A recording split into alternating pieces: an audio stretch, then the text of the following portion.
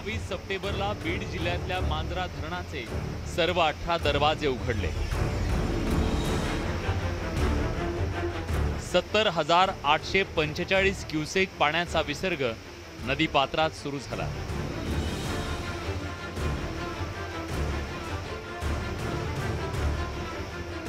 मांजरा नदीला प्रचंड पूर आला।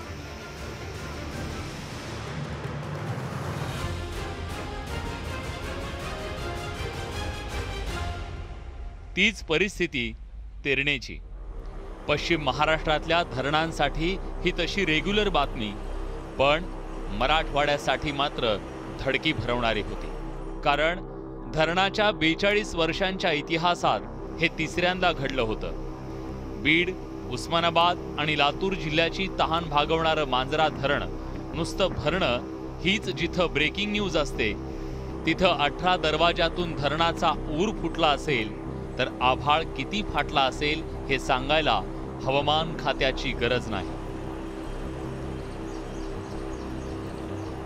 कोरड्या दुष्काळाची भळभळती जखम वागवणाऱ्या मराठवाडा नावाच्या अश्वत्थाम्याला गुलाब चक्रीवादळाच्या काट्यांनी घायाळ केलंय।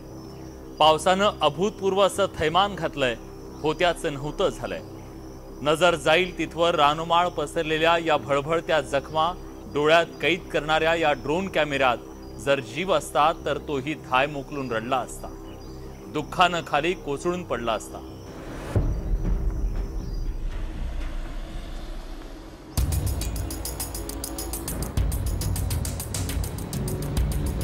मुंबईतून उस्मानाबाद जिल्ह्यातल्या कळंबमध्ये पोहोचलो। शहराच्या बाजूनं मांजरा नदी वाहते। आमच्या समोर होती महापुरानं कवेत घेतलेली, पाण्यात बुडालेली हजारो एकर शेती।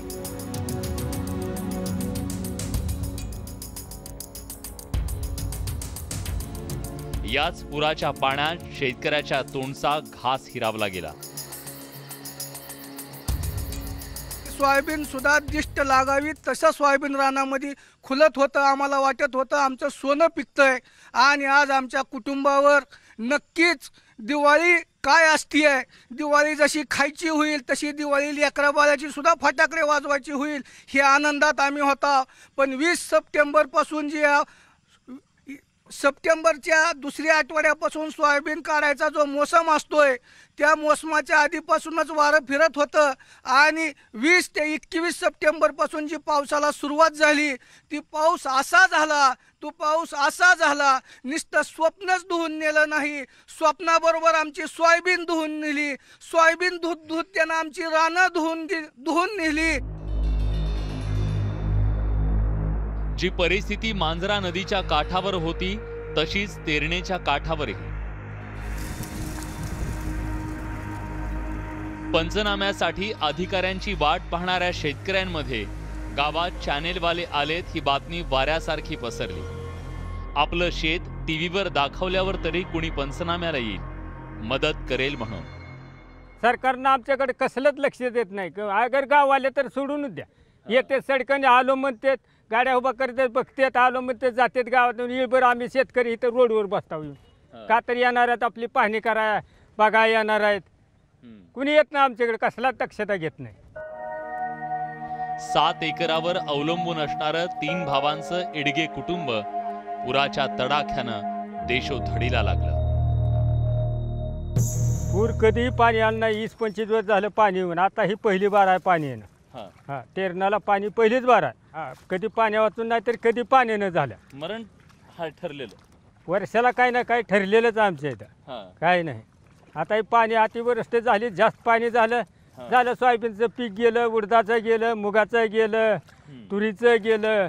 मग शेतकऱ्याने काय करावं, हे कसं जगायचं आणि कसं राहायचं।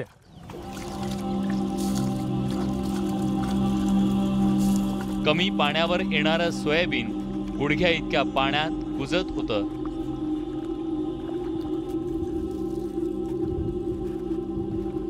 सोयाबीन एकटं नाही, मातीच्या धन्याला घेऊन बुडालं। तेरमधल्या बालाजी देशमुखांच्या शेतात काही वेगळी परिस्थिती नव्हती। उथळ पात्राची तेरणा नदी पात्र सोडून उभ्या पिकातून वाहिली पाण्यानं काठावरची हजारो एकर शेती वाहून नेली.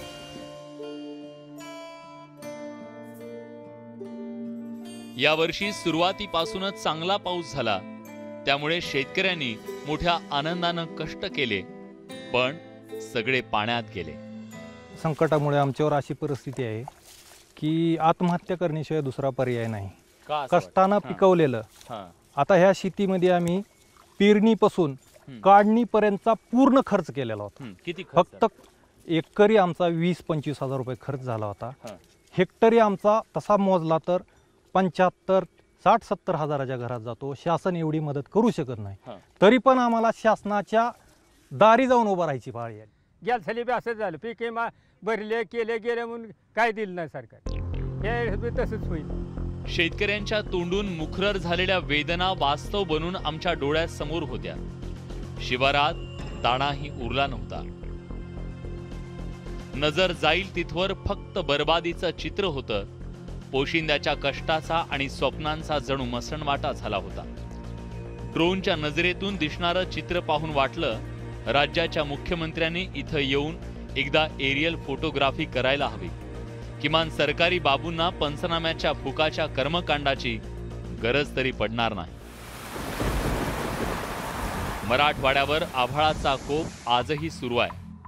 हे संकट किती गंभीर आहे हे आकडे सांगतायत. मराठवाड्यात यंदा 47 लाख हेक्टर क्षेत्रावर खरीपाचा पेरा झाला. त्यापैकी 26,05,000 हेक्टरवरचं खरीप पीक पाण्यात गेलं. आतापर्यंत 14,71,000 हेक्टरवरचे पंचनामे पूर्ण झालेत. टक्केवारीत सांगायचं तर एकूण क्षेत्राच्या तब्बल 56% शेती बर्बाद झाली आहे. अतिवृष्टीमुळे मराठवाड्यातील तब्बल 32,93,493 शेतकरी देशोधडीला लागलेत. 7 जिल्ह्यांमध्ये यावर्षी सरासरीच्या 180% पाऊस झालाय. लातूर शहरापासून 5-7 किलोमीटरवर असलेल्या भातखेडा गावातून मांजरा नदी वाहते. यावर्षी आलेल्या पुरानं या परिसरात अतोनात नुकसान केलं. मांजरा नदी कोरडी ठाक पडली तेव्हा लातूरला रेल्वेनं पाणी आणावं लागलं. यावर्षी तिला महापूर आला आणि सगळं काही वाहून गेलं. गेल्या काही वर्षात लातूरकरांच्या वाट्याला या मांजरा नदीचे अश्रूच आलेत.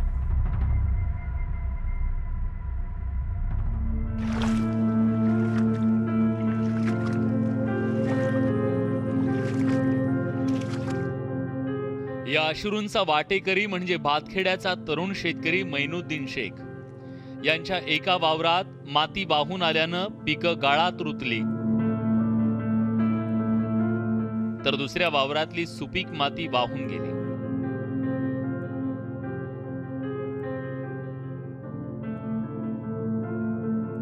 शेतकऱ्यांना सरकारी मदतीपेक्षा आज पीक विमा हवाय. त्याच्या ऑनलाईन ऑफलाईनच्या नियमांनी शेतकरी अक्षरशः मेटाकुटीला आलाय. ह्या पुराची परिस्थिती एवढी भयंकर होती की आज शेतकऱ्याची माती झालेली आहे सोयाबीनची. तरी शेतकरी वर्गाकडून किंवा सगळ्याकडून मी विनंती करतो शासनाला की शेतकऱ्याकडे पहा, शेतकऱ्याची माती करू नका.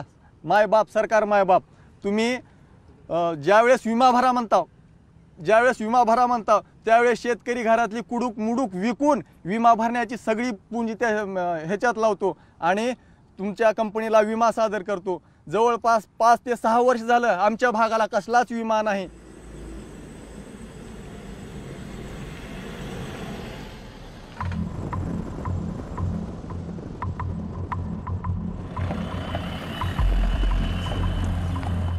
लातूरातील शेतकऱ्यांशी बोलून नांदेड जिल्ह्यात प्रवेश केला. हदगाव तालुक्यातल्या हरडप गावात गाडी शिरताच लोक गोळा झाले. अनेकांना वाटलं पंचनाम्यासाठी अधिकारी आले. मग प्रत्येकाची धांदल उडाली आम्हाला आपापल्या शेतात नेण्यासाठी.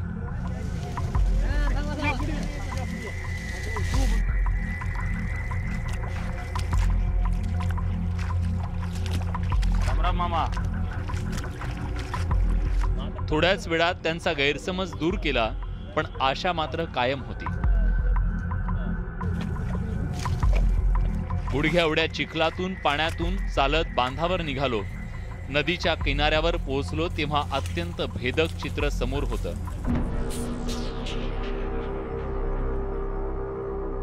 पैनगंगेच्या पुराच्या पाण्यानं उसासारखी माणसं सुद्धा मुळासकट आडवी झालेली.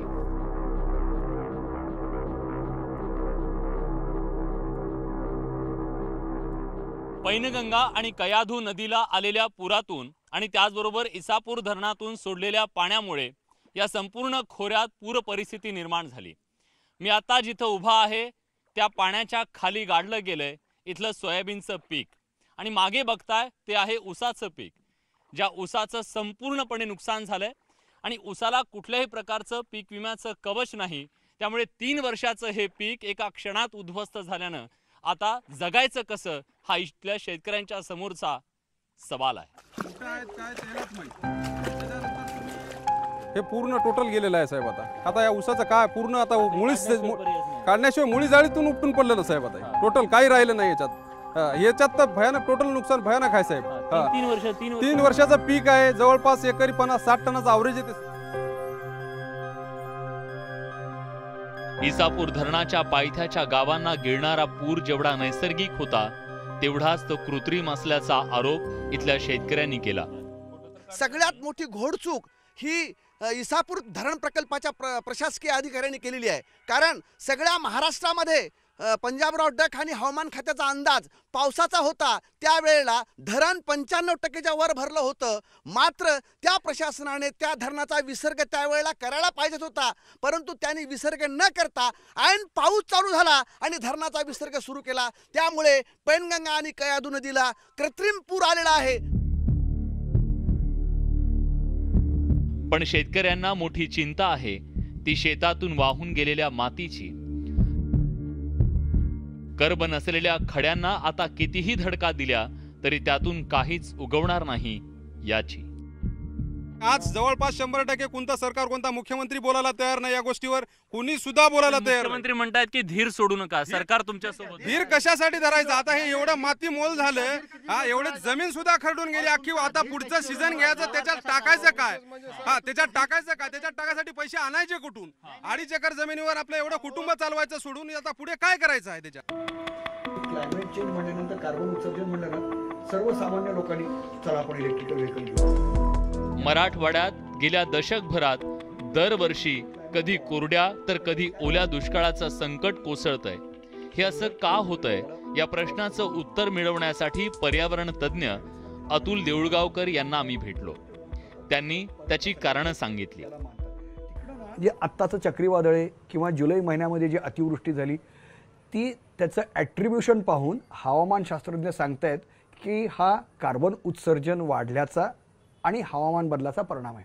अतिवृष्टी होते, त्यातही जे शेतकरी अतिशय निराश होत आहेत ते या कारणाने की खरीपाचं पीक हातातनं जातं, नंतर रब्बीची पेरणी होते आणि बरोबर काढणीच्या वेळेला फेब्रुवारी मार्चमध्ये 2012 पासून सातत्यानं गारपीट आणि अतिवृष्टी होते. या सर्वाचा एक सखोल अभ्यास केंद्र सरकारनं, हवामान खात्यानं किंवा आपल्याकडच्या वैज्ञानिक संस्थांनी करून त्यानुसार आपण पावलं उचलली पाहिजेत. देऊळगावकरांनी आणखीन एक महत्त्वाचा मुद्दा मांडला. काय व्हायला पाहिजे की अतिवृष्टी होत असेल तर अति पावसात टिकणारं आम्हाला वाण तयार करता येणार नाही का? आणि तसंच अवर्षण पडलेलं आहे तर 45 ते 50 दिवस पाऊस पडत नाही आहे. अशा काळामध्ये सोयाबीन, ज्वारी ही विकसित करणं आवश्यक आहे. तिकडं बांगलादेशनी 15 दिवस खाऱ्या पाण्यात, समुद्राच्या पाण्यात टिकून राहील असा तांदूळ शोधलेला आहे. त्यांनी तरंगत्या पुरामध्ये टिकून राहील अशी तरंगत्या पाण्यावरची शेती चालू केली आहे.